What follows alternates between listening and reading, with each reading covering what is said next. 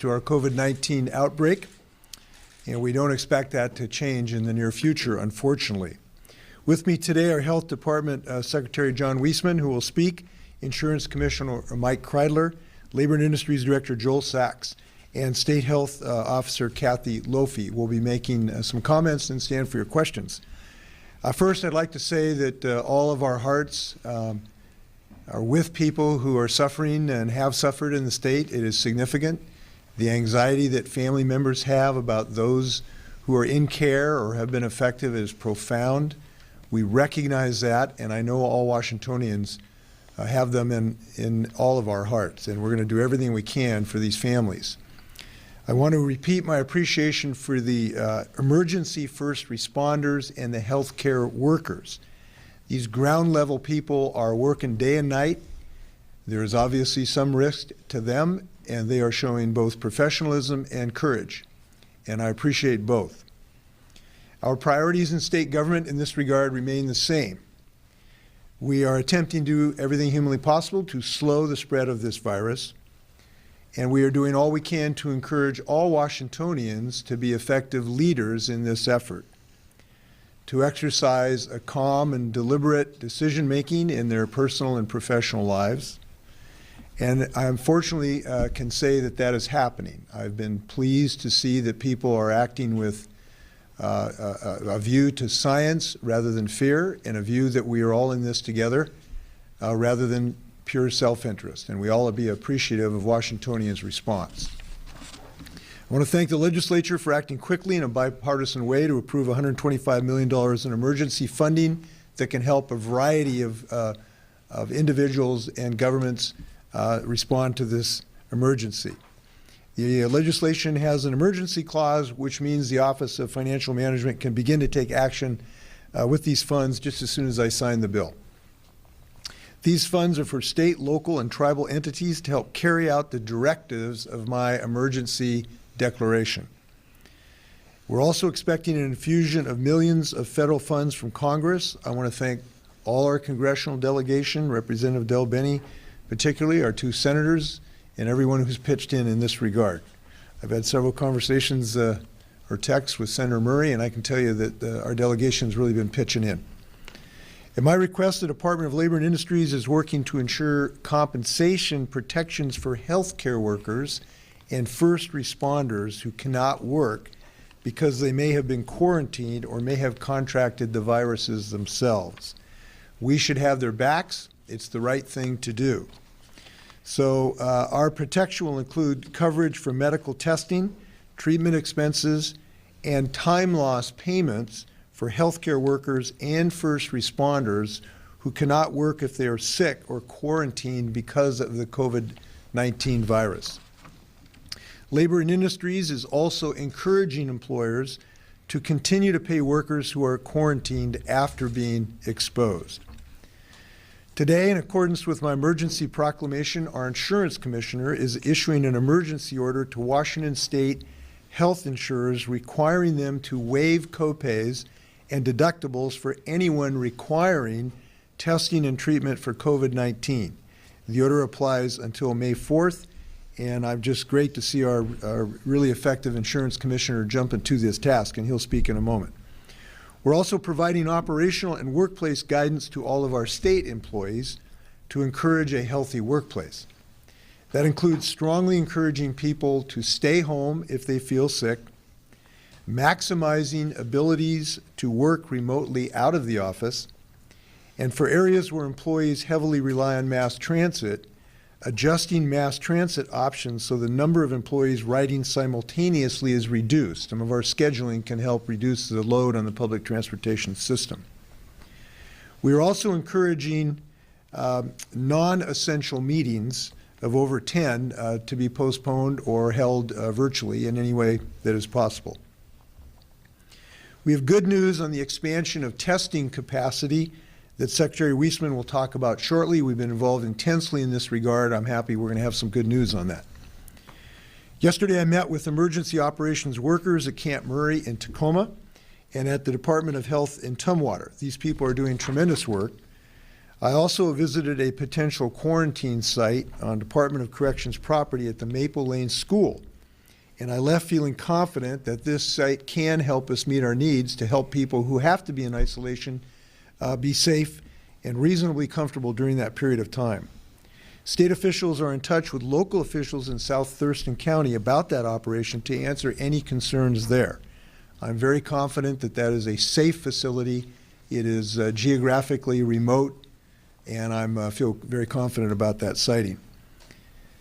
This virus is spread by close contact with infected individuals.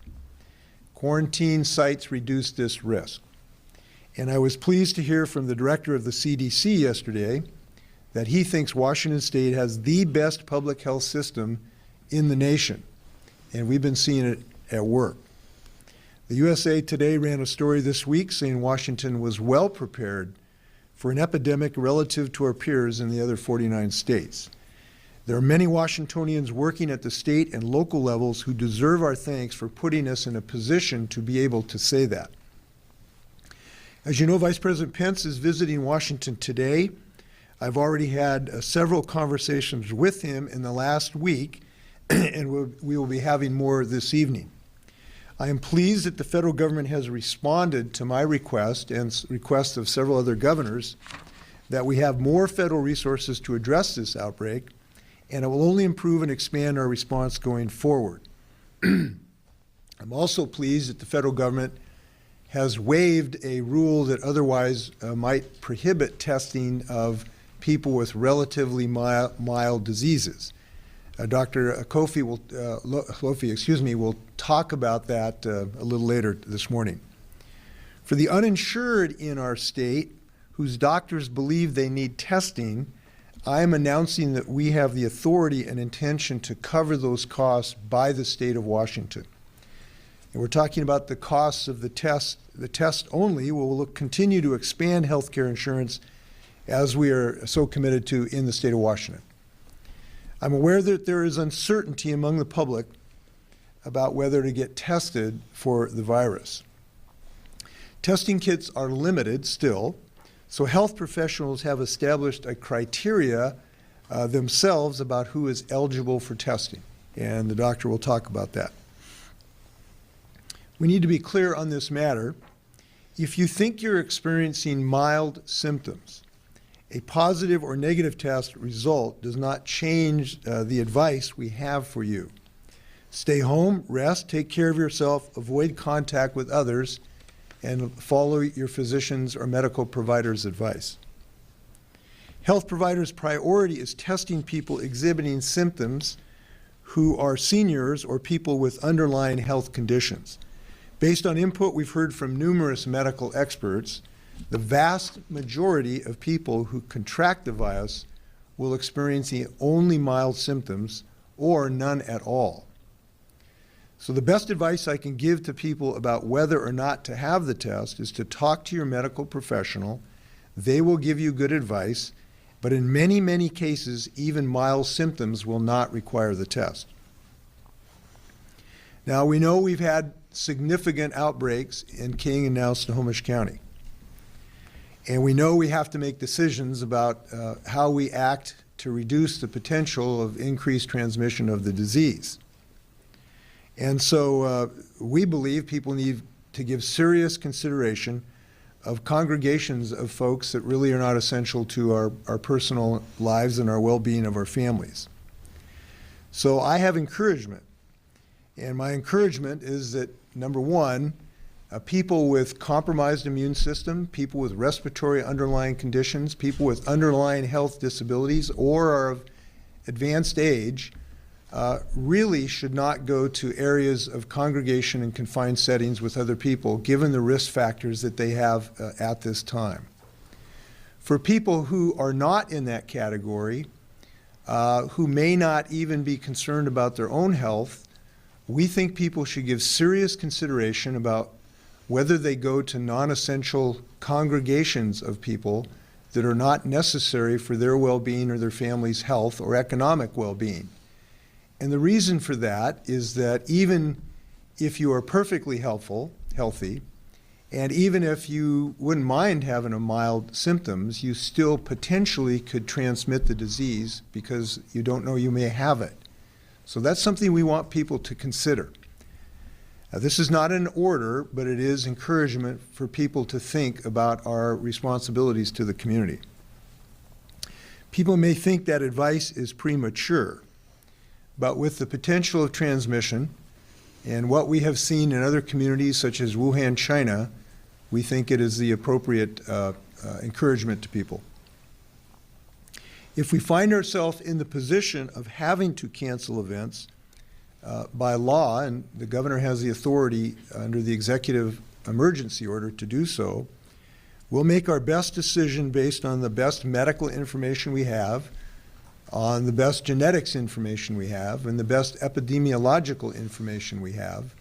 And fortunately, we are very lucky to have some of the best medical researchers in the world today right here in the state of Washington. But we would start this with a dialogue with the community, and that's what we're doing in the last few days. I'm skipping forward a little bit because others will talk about some of these issues. I just will note this too, that this is a period of substantial anxiety in our state. It's real, it's significant, and we need to recognize it. And I just want to say I've been very proud of our state that so far people have kept their wits about them. They have listened to medical expertise. They have largely acted with the community in mind and their families in mind. And I'm just happy that people are going to continue that attitude so we can do the best we can right now. So with that, I'm going to turn it to Insurance Commissioner Mike Kreidler. Thank you, Governor. Mike Kreidler, Washington State Insurance Commissioner.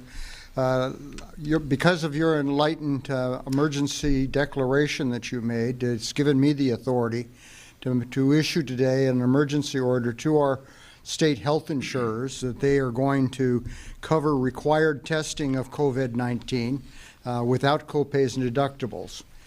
In addition to that, individuals will be able to have a one-time refill on their prescriptions as a part of that emergency order so that they don't have to worry about running out while they're being quarantined. In addition, if there's not going to be a requirement for that from the health insurance for prior authorization that will hinder the ability for you to be able to receive the appropriate testing that is required. And lastly, I would point out that patients that have to see another provider because their in-network providers are would potentially be so overwhelmed, will be able to go out of network and have those covered as if it were an in-network coverage that was being provided. That will be effective until May 4th. That's because the statute gives me the authority to do it. We can do a renewal after that if it's required. But I want to reassure the public that we're here to assist them any way we possibly can and provide clear guidance as to what they have in the way of coverage through their health insurance. Thank you very much, Governor. John? Good morning. John Weisman. I work as the Washington State Secretary of Health. This morning I'm going to share with you updates on numbers.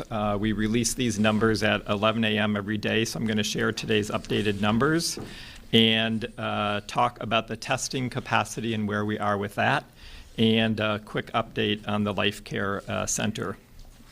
So today's numbers that we are releasing indicate that our cases now stand at 70 cases. That's up from 39 cases yesterday, so 70 cases. 51 of those are in King County, 18 of those are in Snohomish, and we now have one in Grant County. The death numbers remain at 10, and so there are no increased deaths since yesterday. The governor mentioned that we have increased testing capacity on the way, and I want to update you on that. The University of Washington School of Medicine Virology Lab has validated their CDC assay and are now online for testing today. That's welcome news. They will be able to test as much as 750 people. That's 1,500 tests per day. We are receiving additional testing equipment at our state public health lab today and expect to get it operational over the weekend. And when that does, we will be able to test up to at least 200 people per day and hopefully more. We're also really pleased with the conversations that the governor has had, I think the vice president has had with the lab commercial tests. We have confirmation that the two largest commercial labs, LabCorp and Quest, are ramping up for COVID-19 testing. Quest will have an initial capacity to test up to 750 people, that is 1,500 tests a day, and will significantly increase capacity in the very near future. We expect that LabCorp will also have high testing capacity, but we haven't received specific numbers on those.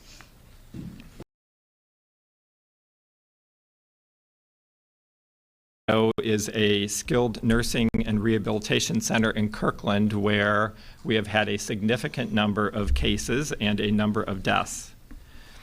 I want to just remind you sort of a bit of the sequence here of events. On Thursday, February 27th, Public Health Seattle and King County was made aware that a number of patients from Life Care were hospitalized with severe pneumonia, and other residents were reportedly ill with respiratory symptoms.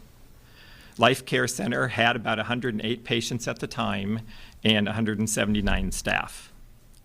Test results on February 28th confirmed that one resident of Life Care and one staff member had COVID-19. Those results were announced that Saturday morning. Understanding the potentially severe nature of this situation and that a large epidemic investigation would need to occur, a request was made to CDC late that Friday night for resources to assist with an epidemiologic investigation, infection control support, and communication, as well as to support response activities associated with other cases and healthcare worker exposures.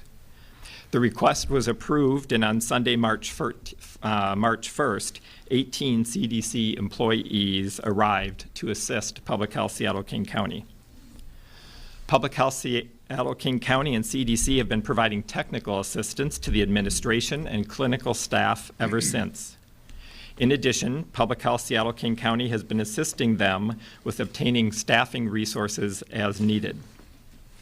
The Washington State Department of Health has assisted by providing an infection control expert to assist the team at Life Care and facilitating the acquisition of personal protective equipment and emergency staffing for the facility. Today and tomorrow, a team of clinicians from the U.S. Department of Health and Human Services is arriving in Washington State to assess the situation and begin clinical support as soon as possible. The team flying in today and tomorrow will consist of 28 clinicians, composing of a mix of physicians, nurse practitioners, and registered nurses. In the meantime, we continue to work with Life Center to monitor their clinical needs and assess state resources to provide staffing support. This situation does remain serious, and I certainly send my condolences to the families of those who have residents who have died, and my wishes to any of the ill a speedy recovery. This situation does remind us just how severe an outbreak of COVID-19 can be in our nursing and other healthcare facilities where elderly and medically fragile people are getting care. For this reason, I implore that nobody ill visits persons in healthcare facilities. It is important that we don't take our germs into those places. Washington State is organizing a webinar today for long-term care facilities to help them enhance their infection control and administrative procedures to prevent and respond to COVID-19. Thank you.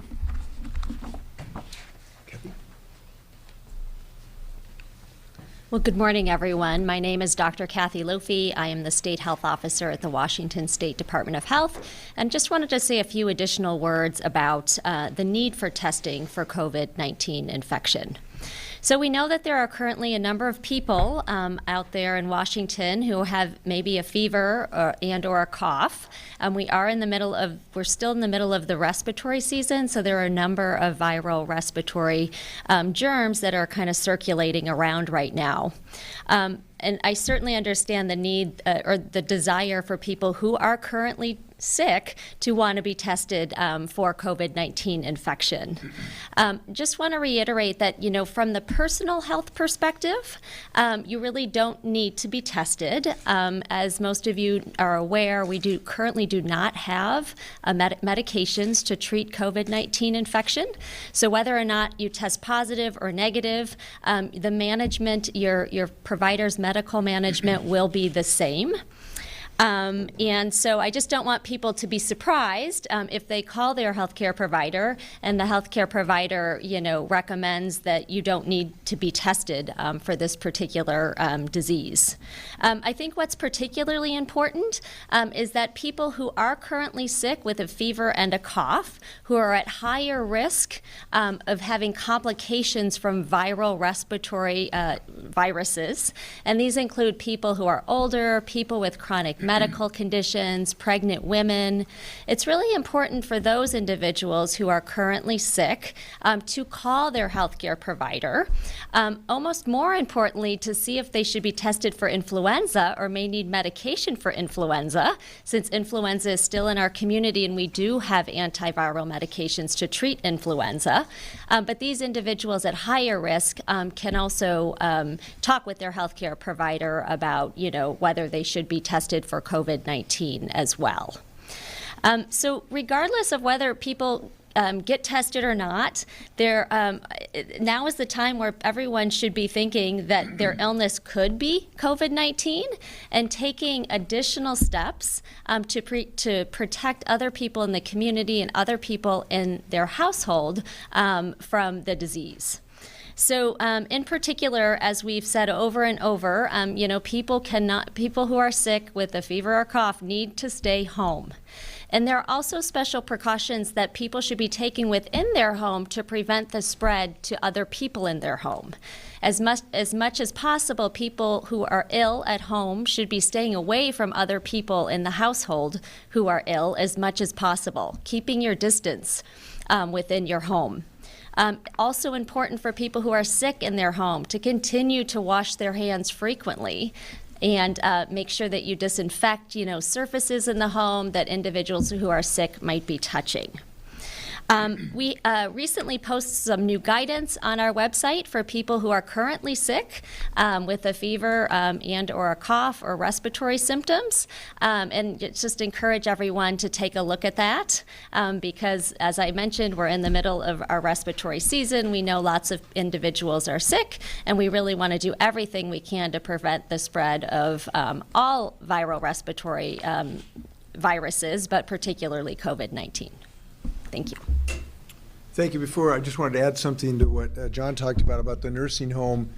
We do have a couple dozen, I think, people are looking at the conditions of the home. We know that there's very large concerns by the family members at that home on a variety of contexts, both communication and whether or not they're receiving adequate care. That group will be in there today and this evening, I believe, and we'll be looking to make the right decisions going forward. It could possibly, I repeat, possibly result in one of the public health agencies having to assume control of the particular organization. That is only a possibility at the moment, but I want you to know we do have significant concerns there, and we know these families are really worried about their loved ones, and we share that view, and we're going to make the right decisions at the right time. With that, stand for questions. Governor Inslee or Secretary Wiesman, have you heard if any Washington State residents are stuck on the cruise ship off of San Francisco? John? Kathy? We don't have any information on that point, so I don't know whether there are or not. Secretary, do you have any sense of any more information on the Grant County case and any idea of how it might have gotten there? I don't at this point. The information just came in to us right before this press conference, but we'll be getting back to you all, and I believe some of that will be posted on the website. Mr. Secretary, are you sending in new staff to the nursing home in Kirkland to replace the previously ill staff there? So Public Health Seattle King County has been working with local folks on helping to staff that. And we have had infection control staff up there who are helping to train staff who are coming in to make sure that they're following the appropriate procedures and that they are providing safe care both for the patient and for themselves, along with the CDC team that's there as well. Why is it taking so long to get test results back from Eastern Washington, Spokane, and Colville? It's taking much longer than it's taking for over here. John, do you have an answer? I haven't heard that. What I can tell you is that all the tests that we have had in our lab in the last days since we've been testing, once we receive them, we've been testing them the same day, so and getting results out the same day. So to my knowledge, now again, there's time to ship the test to us, but in our lab, test results are getting out the same day. We may quickly find ourselves backing up, but that's why we're pleased that the University of Washington test site is coming on board as well. Will there be a quarantine site in Eastern Washington? We are looking at quarantine options right now in the Emergency Operations Center and considering places all across the state. I don't have those pieces with me right now, but I know that the staff are looking at potential places and facilities across the entire state. You have quarantine sites. You defer just for a moment. I wanted to add some. We'll get back to you. We'll look at this if there's been any unreasonable delay. We'll give you some further information. I do want to note this is that we need to accept medical reality here. This disease, this virus, is going to spread across county lines, and we have to. That is a realization, and we're going to do everything humanly possible to slow that, and all of us have some role in that. But as this virus spreads, we just have to recognize that as a reality. It should not cause us to run panicking in the streets. It should cause us to redouble our efforts, in my view, to slow the transmission of this virus. Essex? Can I follow up with you on large gatherings? You have urged people to reconsider those large gatherings, right. But there are still large gatherings going on, sporting events, the comic convention. Since those folks don't seem to be taking your advice, are you ready to order such large events canceled? Not at this moment, but it is within our authority to do so, and we will make that decision when we decide that the benefits to the state of reducing that social contact merit the dislocation and economic dislocation and personal freedom of people. We have not made that decision to date. One of the things we've learned is that before one makes a legally binding decision like that, it is better to depend on voluntary decisions so people buy into this community decision. We're in the stage at this of this challenge where we're encouraging people to be internally thinking about the right decisions themselves so that they become leaders themselves, not just in a top-down organizational pursuit. So we're encouraging people who have medical conditions to not go to these events. We're encouraging people who do not to seriously consider whether they think it's the right thing to do. And we are asking people who are responsible for the events to seriously consider whether or not it is better for everyone concerned to pause these events. That's the right thing to do at this moment as we're having a community dialogue about this. But there could come a time where we make a decision that makes that legally binding, and that is an authority that's granted to the governor's office. I take that authority seriously, and it won't be taken lightly. If we make that decision, it will be based on a very thorough evaluation of the science and the epidemiology. I've been involved personally in this review for days now, looking at the medical literature from around the world. John and I last night were on a call with one of the lab directors in this regard. And so we're really looking at a deep dive into what we think would be most effective in reducing the transmission rates that has the minimum impact on people's lives. So we're involved in that literally on an hourly basis. But I do want to reiterate, and for those who think delaying or pausing some of this activity is premature or an undue thing to think about, we just need to look at Wuhan and what it eventually meant for their society, where they had to come to full stop. So acting even before we see mass casualties may be the most effective thing to do, and we can all be leaders in that regard. So we're asking people to look ahead a few weeks and not want to be in the position in Wuhan, China. And everyone can be a leader in their family or their company or their city or their county in this regard. And we hope people will seriously think about this. So we're going to continue that dialogue. The public Yeah. comments- Putting into, when you look at China, for example, Wuhan saw serious cases, and Beijing, they had a different reaction to the outbreak. And so a lot of people are crediting fast things like premature decisions, like what we're calling today, as making a big difference. So are you guys looking at kind of the science in China and how you kind of make that threshold of when to call mandatory quarantines? Yes, very much so. The World Health Organization commissioned a study of what was done in China, and I've read the summary of that study. I hope to be talking to the person who actually wrote that summary with John and myself here shortly, as soon as we get a hold of him. So yes, we are looking at what effectively worked in China and other places as well. Now, the difficulty, why this is a difficult decision, if I can just share my burden with you in the state just for a moment, the science can't inform you that if you do X, you'll get a Y percentage in the rate of transition. There really isn't the science that is that acute. What we know is that when you reduce social interactions within 6 feet, you reduce the risk in any social interaction of the transition of the disease. That we do know. So things that reduce the number of those interactions do reduce the rate of transition. That we know. But the difficult thing is to decide which part of our economy and our society makes sense to put on pause. There's no algorithm to tell us that. So we got to make the best judgment we can, and that's what we're doing. Yeah. You mentioned reimbursing first responders, healthcare workers. What about tech employees maybe who can't work from home, or the person who cleans that office that is shut down, or a parent whose school is now closed for 2 weeks who has to stay home with the kids? Could we expand that? So there's probably not under the existing workers' comp system, because the workers' comp system is largely involved, essentially set up to compensate for injuries or sickness that are caused by the employment situation. And that is the cost of that is borne by the businesses responsible for that. So that's probably not the perfect system to use for that purpose. We do have an unemployment compensation system. We are looking at some possibilities in this regard. It may require some decisions by the federal government. We are looking at some of those issues today to figure this out.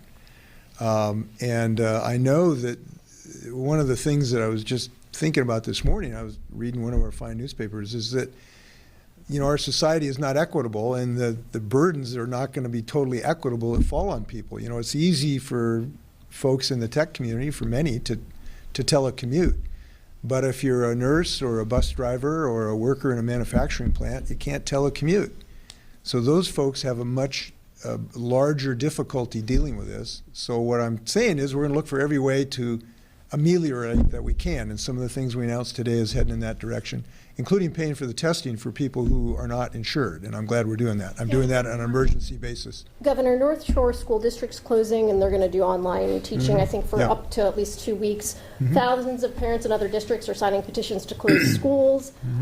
Where do things stand on that as far as this concern that kids could bring the virus home to vulnerable people? Number one, we're pleased that school administrators are really seriously looking at this issue.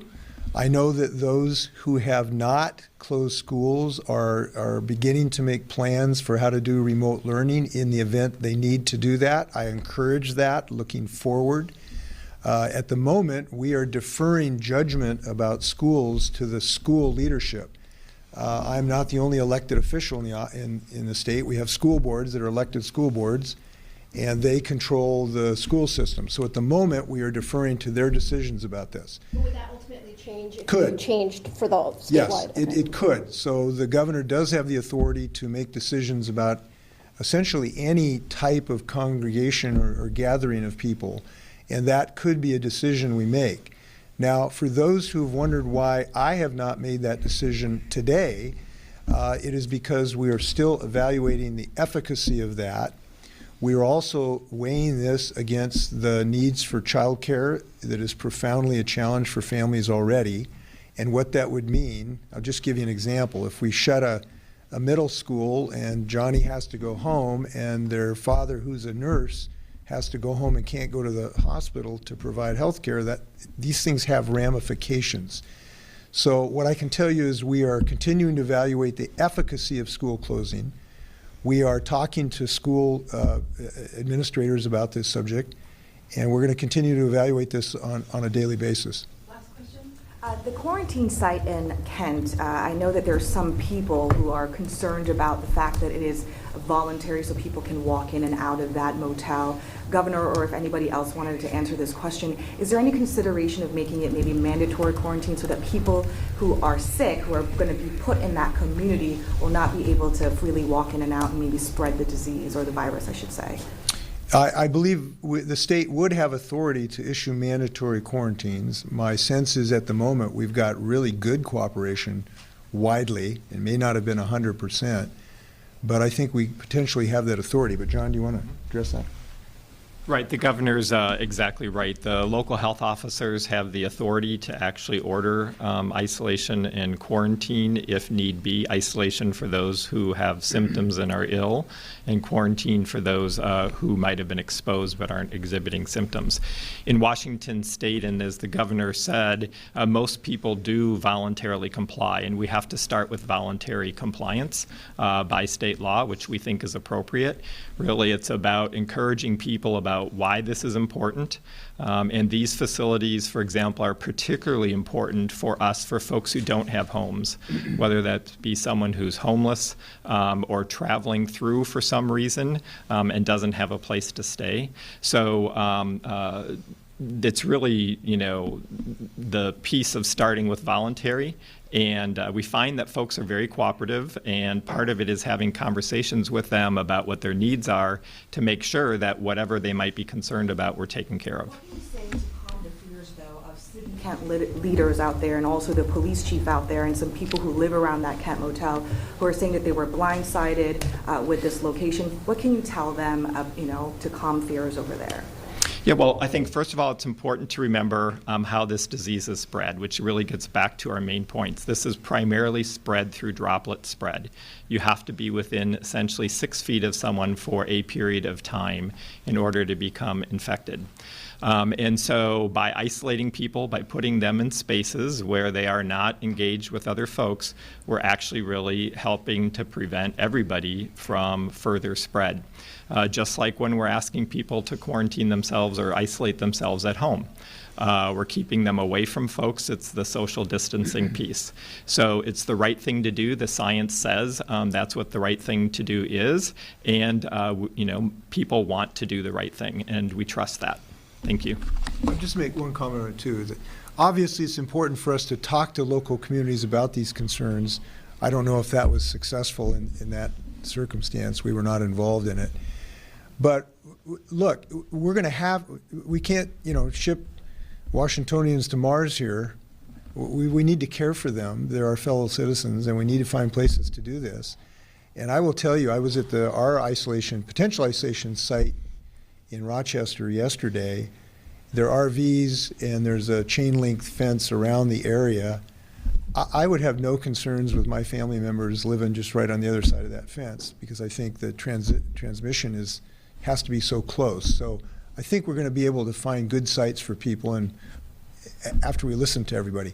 Thank you very much. Be safe. One other thing. Yes. National Guard this weekend has got a drill. Are they on any kind of increased standby? This is something we're just seeing. We have the Emergency Operations Center up and running, and we have numerous guards, men and women, who are working diligently in there. I was there yesterday. We'll be there again today. I don't think, and I'll try to get back to you on if there's any call-up or anything. I don't think there has been, but we'll get you some further information. One other thing I want to add, we just never miss an opportunity to not remind people of what we can do personally on this. Don't please go to work if you're sick. Please wash your hands. Please recognize the governor's executive order that if you shake hands with people for the next couple weeks, First, the governor is going to tell your mother that you violated the hygiene rules. And second, we might put your name on the do not handshake list. So we hope people can use the old elbow bump, and I'm actually serious about this. This can help a lot. Be safe, take care of your elbows. So for me, we have a bill signing at 11:30. You guys are welcome to stay, but we need to move you to the couches. So no problem with you being in here, but we need to move the chairs because we have a large group of people coming through for a bill signing. Sure, yeah, you guys can do a live shot. Yeah.